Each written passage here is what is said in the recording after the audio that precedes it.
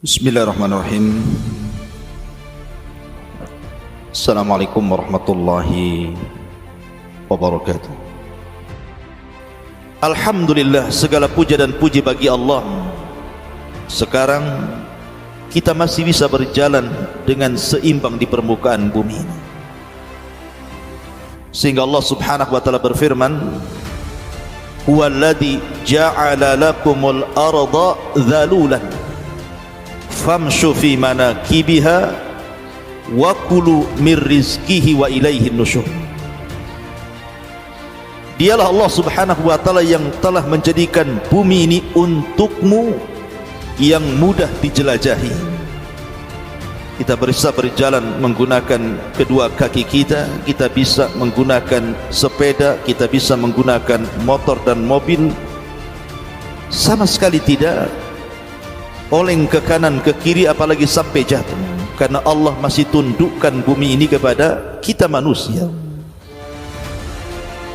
Makanya Allah subhanahu wa ta'ala mengatakan, maka silahkan jelajahilah dari segala penjurunya dan makanlah dari sebagian rizkinya. Tapi bumi yang sekarang kita pijak ini, yang Allah masih tundukkan kepada kita sehingga kita masih bisa berjalan ke barat, ke timur, ke utara dan ke selatan tanpa harus oleng ke sana kemari, ini sebuah nikmat. Tetapi pada akhirnya wa humilatil ardu wal jibalu fadukkata dakkatan wahidah. Nanti suatu saat bumi dan gunung-gunung ini akan Allah gempakan sekali gempa. Dan Allah katakan, idza zulzilatil ardu zilzalaha. Apabila digoncangkan bumi ini dengan sekali goncangan, maka alam semesta atau bumi ini akan mengalami kehancuran. Kita sering mendengar, bahkan mungkin Anda yang pernah merasakan adanya gempa, tentu akan ada kekhawatiran. Seperti saya punya kawan di Lombok bercerita bahwa gempa masih terjadi, dan itu membuat was-was hati mereka karena mereka menyaksikan gempa yang sangat besar yang melulantakkan bukan hanya satu desa, kecamatan, bahkan satu kabupaten. Ataupun kita melihat di berita seperti dulu pernah di Jogja terjadi gempa, kemudian sebelum terjadi tsunami terjadi gempa di Aceh dan begitu seterusnya. Gempa-gempa ini satu di antara tanda dari tanda-tanda kiamat. Makanya Nabi SAW bersabda, la taqumus sa'ah hatta yuqbadul ilmu wa taqsuruz zalazil. Tidak mungkin tegak kiamat, kata Nabi SAW, sampai ilmu itu diangkat dan sampai banyaknya gempa di sana dan di sini. Bahkan di antara tanda-tanda kiamat besar, sebagaimana hadis Nabi SAW dari Hudzaifah ibn al-Usaid al-Ghifari radhiyallahu anhu, ketika Nabi SAW datang menemui kami para sahabat, kata Hudzaifah ibn al-Usaid ini, dan kami sedang berbicara tentang kiamat besar. Maka Nabi SAW mengatakan, apa yang anda bicarakan wahai sahabat-sahabatku? Maka sahabat Rasul mengatakan, kami sedang bicara tentang kiamat. Maka Nabi SAW mengatakan, lan taquma hatta tarau qablaha asyra ayatin. Ingat bahwa kiamat tidak mungkin terjadi kecuali anda melihat 10 tanda yang akan terjadi berurutan. Salah satunya Nabi SAW mengatakan, wa thalathatu khusuf, khasfun bil masyriqi wa khasfun bil maghribi wa khasfun bi jaziratil arab. Akan terjadi gempa dari arah timur yang bukan hanya melulantakkan satu desa, bahkan satu negara akan dirobohkan. Kemudian gempa dari arah barat, begitu juga sama yang akan merobohkan negara-negara. Kemudian gempa di Jazirah Arab. Kapan waktunya? Allahu a'lam. Tapi gempa di Jazirah Arab, Nabi SAW menyebutkan sebabnya. Ketika Muhammad ibn Abdullah atau dikenal dengan Al-Mahdi, Al-Imamul Mahdi Al-Muntadhar, Muhammad ibn Abdullah Al-Hasani Al-Alawi, yang akan keluar dan dibaiat di akhir zaman, maka akan datang tentara yang berasal dari Syam yang tidak setuju pembaiatan yang dilakukan Ahlul Hijaz kepada Al-Mahdi ini. Maka mereka membawa pasukan besar untuk membunuh Imam Mahdi. Tapi ketika mereka sampai di sebuah tempat namanya Baida antara Mekah dan Madinah, maka disinilah berlaku hadis Nabi SAW, wa khasfun bi jaziratil ard, dan gempa dari arah Jazirah Arab.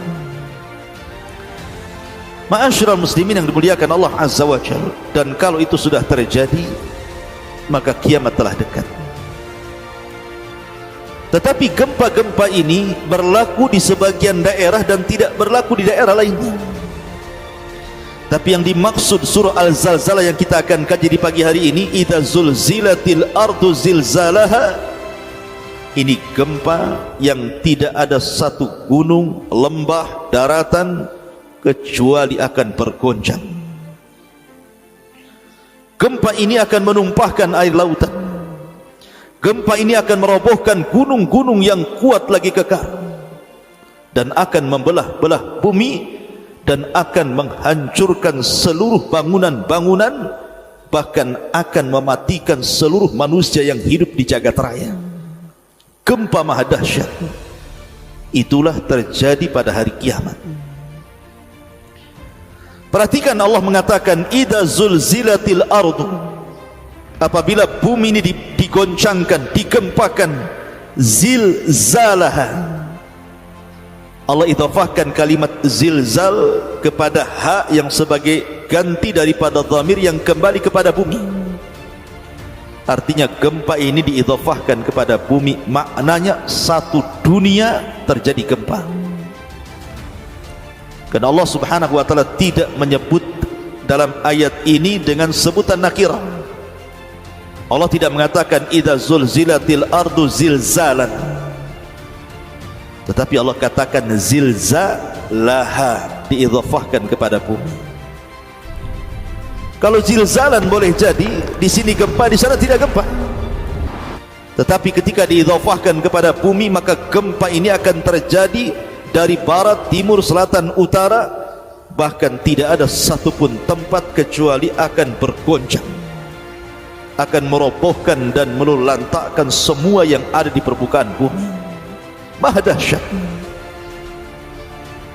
Kapan itu terjadi?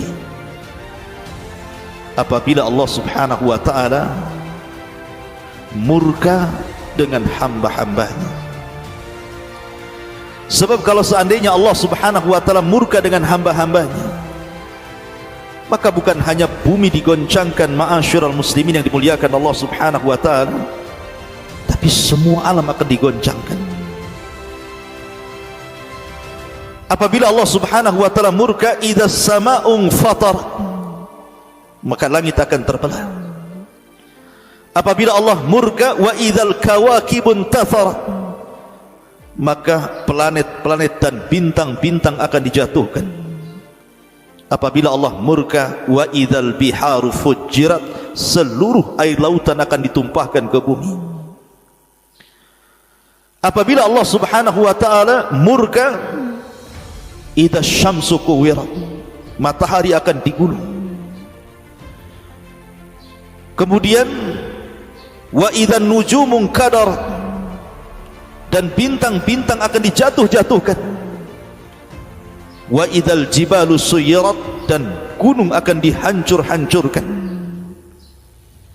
Bahkan apabila Allah murka, Jahannam pun akan didatangkan dan dipersaksikan kepada manusia di padang mahsyar. Itulah kemurkaan Allah Subhanahu wa ta'ala. Apabila Allah murka, idza zulzilatil ardu zilzalaha, Allah akan goncangkan bumi ini dengan goncangan yang maha dahsyat. Ma'asyiral muslimin yang dimuliakan Allah Subhanahu wa ta'ala, peristiwa ini pasti terjadi.